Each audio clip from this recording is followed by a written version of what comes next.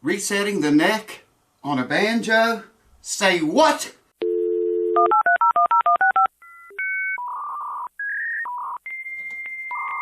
Alright, welcome back, folks. Yeah, wow. Resetting the neck on a banjo. It's completely, totally different from guitars is. I'll tell you that up front. I'll show you the whole thing, man. I used to play one of these things for like 33, maybe 35 years. I played it, and I played it, I mean, what's the word? All the time. Religiously, maybe is the word. I played it all the time, man. Used to stay home from school to get to play the banjo. And when I did go to school, first thing I do when I get home is get the banjo out and play it. And I got one video up on this channel. If you want to just search banjo and it'll come up. And my cousin that owns that K guitar that I've been working on, he's in that video. He's playing bass and singing lead. And then it's, of course, my dad playing the guitar, that Dove guitar. Y'all seen it on the channel here before. That's the only video I've got. I've got hundreds of videos of us playing and bands that I was in and stuff when I played the banjo I'm talking about, all on VHS tapes. So if I can figure out how to convert them over sometime, well, I know how to do it. I'm just have to dig through the tapes, like 50 of them, to find whatever I'm looking for. They're not, some of them's labeled, not all of them. Anyways, reset the neck on the banjo and stop blowing, man. I'm going to get you. I'm going to come over there and get you and bring you over here. I can tell you anything you want to know about these things. So get your smoke out, roll one, your beer, your coffee, or whatever it is you do this time of night. It's nighttime here. And come closer and we'll get into it. I'll show you what I know. I know about everything in art to banjos. And I'll explain how you reset the neck on a banjo. Alright, welcome back, folks. Thank you for tuning in and keeping it here. I do appreciate it. This banjo is it's a nice banjo, man. It's got the I think they're 11-to-1 tuning ratio on the two keys, first and the fourth. The second and third, it's got the Scruggs style locking tuners. I'll just show them to you. Maybe some of you guys that play guitar have never seen these before. I think I got it in the camera. I haven't learned how to work this camera very good yet. These keys. See, they have screws here and on the side, up here and on the side. They're not set. Anyways, you've heard Scruggs tune while he was playing. He's got songs like Flint Hill Special. He tunes the banjo in the song. And that's the way he was able to do that. Why is it upside down? And crazy things are happening, man. Alright, there are four of those. You can see that. 4 of those hold the resonator on this banjo. A lot of the old ones only had 3 screws in it. That's what the inside looks like. Your sound hits that. You can tell how it's rounded. You know, egg shape.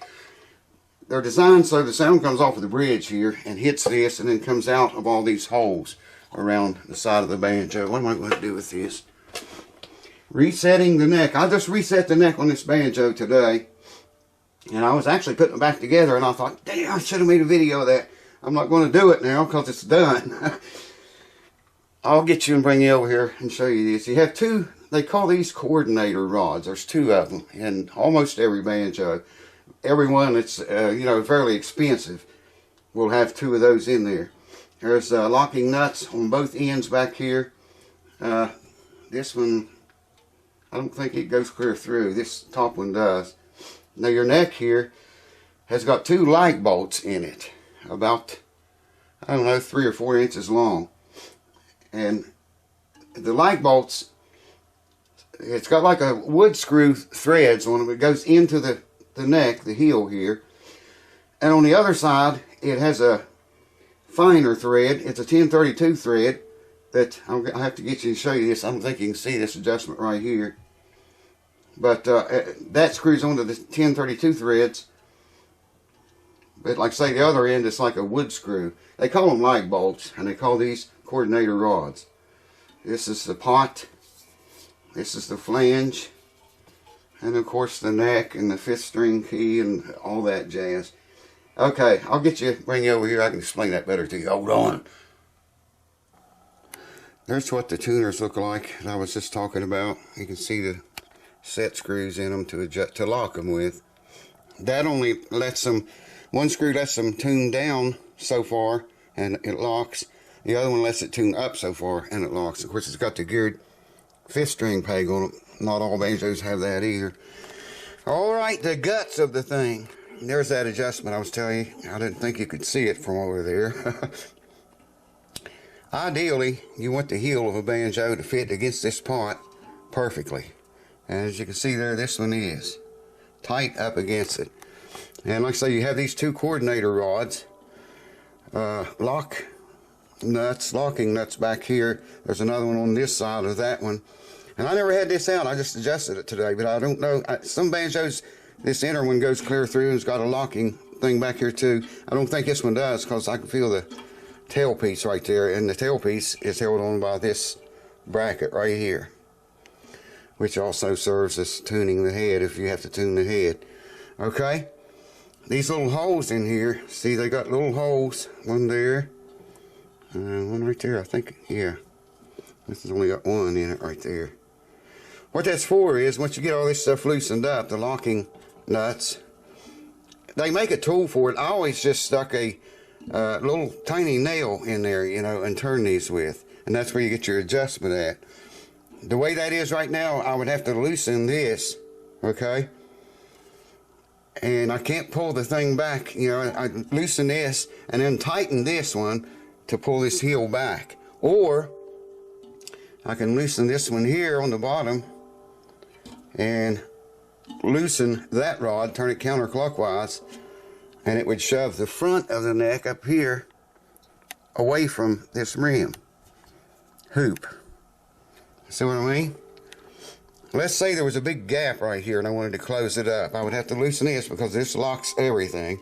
So loosen that to close that gap. Then I'd stick I'd loose this back here too. And then I'd have to stick a nail or the tool if I had the tool. I don't have it, never had it. I can't believe I never did in all the years I played these things. But loosen this and then I'd stick a nail in there and start turning this clockwise. Okay, see, that would draw this back. And like I say, you got 2 options. You can either do that or use this one to shove the front of the neck away from the banjo. And in some cases, you got to, you know, do both of them to get what you need. I didn't have to fool with this one much today. I only adjusted this one here. And this, I always like to see that on banjos. When you get one where the heel meets the pot like that well, I mean, I don't know if I can zoom you in and show you. It's as tight against the pot as you're going to get it. Maybe you can see it from the side better. I don't think it's enough light. Of course, man. It's something all the time, isn't it? People tune the heads differently on banjos. I always started right here, and I'd do like this one and that one, and this one, and the second one back over there, then the third one back here, and the third one back over there. And, you know, work my way down that way, keep it nice and even. A lot of people use this torque wrenches to do that. I never did. I just kind of count the threads as I turn it and tap the head to see what tunes it's in. But anyways, that's the way you reset a neck on a banjo. It's easy. There's no glue. Banjo has very little bit of glue on the entire instrument. This is a tone ring down here. It's shiny that you see there. That's a tone ring. It's got 20 holes. That's standard for most banjos, but they don't all have 20 holes. Some of them don't have any holes. Some of them, this is a flathead banjo. Some of them are arch tops. And, you know, just all kinds of differences in them, man. All kinds of things different. Anyways, that's the way you reset the neck. That's what these 2 rods are for. They, the rods are hooked to those lag bolts that I was telling you about. They're threaded, 1032 thread on the end. This is threaded, this rod is threaded on the inside. So, you know, it'll screw up onto the end of that 1032 thread. And this one, of course, threaded on the outside because it screws into that locking nut. But basically, you use this back here to lock it down with. There's another one on this side, as I said. I don't know if you can see it or not. It's dark back there. And use those to lock everything down, you know, once you get the neck where you want it here. And the only way to adjust from side to side is carve, you know, from the heel all the way up to this hoop. You got to carve it to move the neck, you know, this way from one side to the other. Moving it this way with these rods. That's the way they work. And that's the way you reset a neck on a banjo. Boy, this is heavy, man. This thing is super, super heavy. See, that just lays down in there like that. And you put these 4 screws back in it. I'll show you again what they look like. Maybe you can see, yeah, I think you can see that. And like I say, a lot of banjos only have 3. I've got an old, well, I gave it to my son. It's an old Gibson RB 250. It's an archtop banjo. It's a 1956 model. We thought it was a 59 model. My dad bought it in 1959. And we thought, you know, it's a 59 model. Well, years and years later down the road, I called, gave them the numbers off of it. They said, no, that banjo's a 56. I think that's what he said. A 56 or a 54. Man, this is going to be a pain, so I'm not going to hold you here for all this. It takes a little bit to get this one back in. I almost had it together, and I thought, I'm going to make a video of this. Oh, I remember. I got to lift the thing up. The armrest is right in the way there to get that started. And there she is.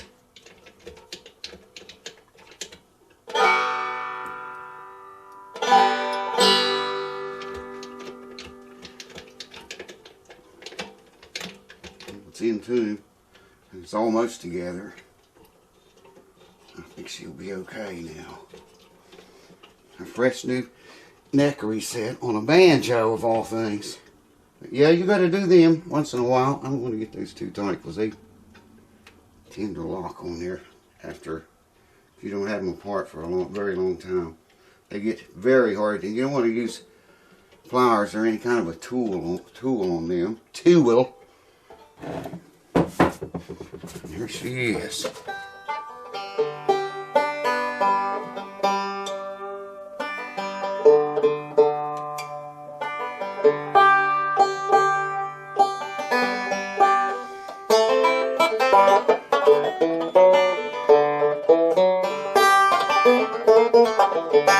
You wouldn't know I played one for 33 years or 35, however long it's been. You would not know it, man. The way I play it and slump all over it now.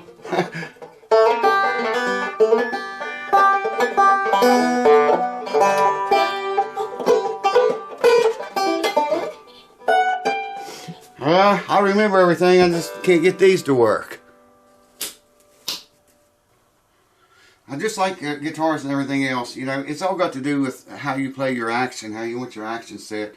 And it's also got to do with the height of your bridge. You can get different size bridges, you know, whether you have a 3/8 or a 1/2 inch or a 5/16, they make them all different sizes. You know, and it depends a lot on the height of the bridge. I always like that about a 1/2 inch on my banjos.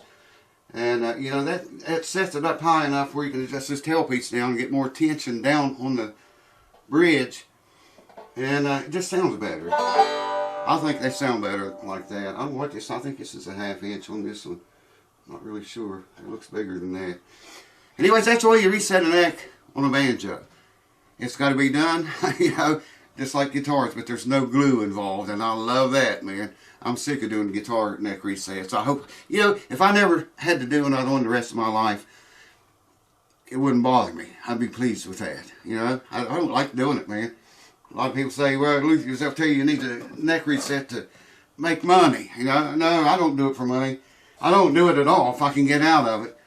And with my shaky hands and draw up and stuff, you know, I can't see anymore. I may not do any more neck resets. I don't know.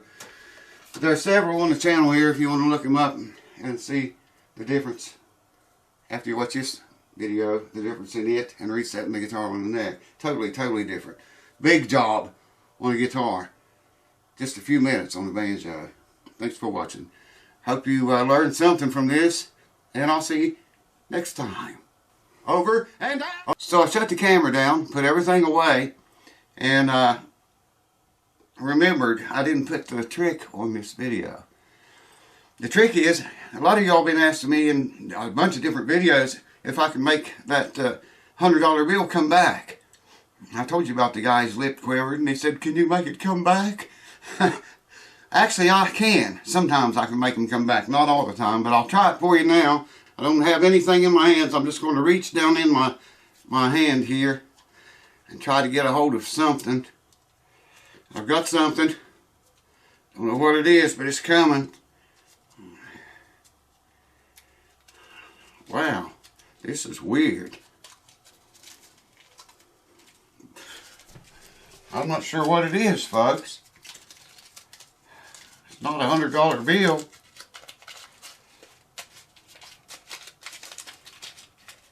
Oh, I see what it is now. Get it unfolded here a little bit. Get this fucking hands to work. How that goes. It's a